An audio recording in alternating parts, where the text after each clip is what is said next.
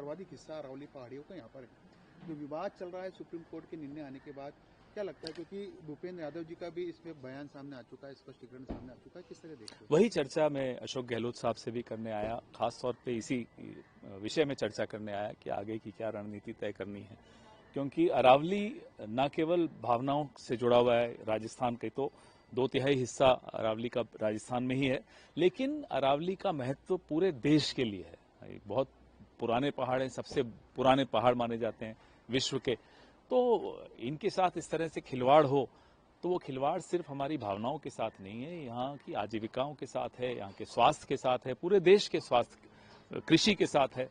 कई इसके आयाम हैं जिन आयामों पे अब चर्चा होनी आवश्यक है। मीडिया को भी मैं धन्यवाद देता हूं कि इस मुद्दे को बढ़ चढ़ के उठाया जा रहा है। सर, मीडिया, क्योंकि मीडिया तो वो दोनों पक्ष रखती है।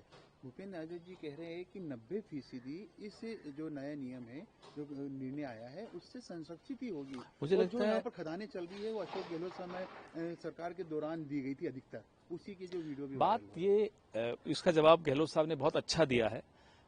वो कहते हैं कि साहब गैर कानूनी खदानें तो तब भी चल रही थी, अब भी चल रही थी। देखिए साहब, तो मर्डर भी तब भी होते हैं, अब भी होते हैं, तो क्या आप मर्डर को कानूनी जामा पहना देंगे कि साहब मर्डर करना अब कानूनी रूप से स्वीकार्य है? ऐसा तो नहीं होता ना।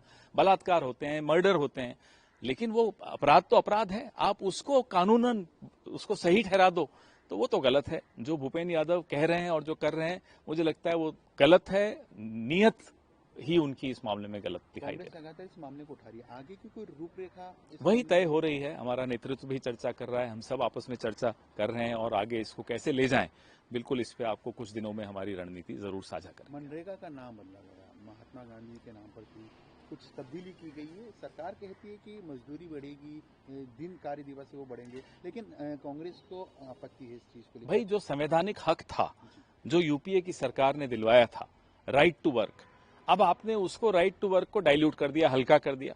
अब फंड्स केंद्र सरकार 60% देगी नहीं देगी हमें नहीं मालूम।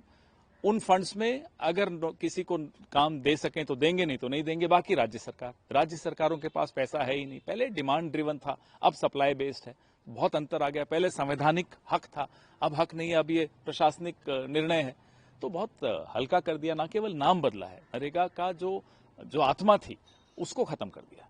सर, आप चूंकि कांग्रेस के काफी सीनियर लीडर है, देश भर की बात की जाए, क्योंकि विदेश नीति को लेकर बीजेपी का दावा है कि बहुत अच्छी रही है, विदेश में देश का नाम हुआ है मोदी सरकार के कार्यकाल में। बांग्लादेश में जिस प्रकार की हिंसा होगी, खासतौर पर जिस प्रकार से हिंदुओं के साथ कुछ घटनाएं भी सामने, किस तरह देखते हैं आप वैश्विक परिदृश्य में? बांग्लादेश में जो लगातार हिंदुओं पर हमला हो रहा है, भारतीय जनता पार्टी की विदेश नीति की पोल तो वहीं खुल रही है।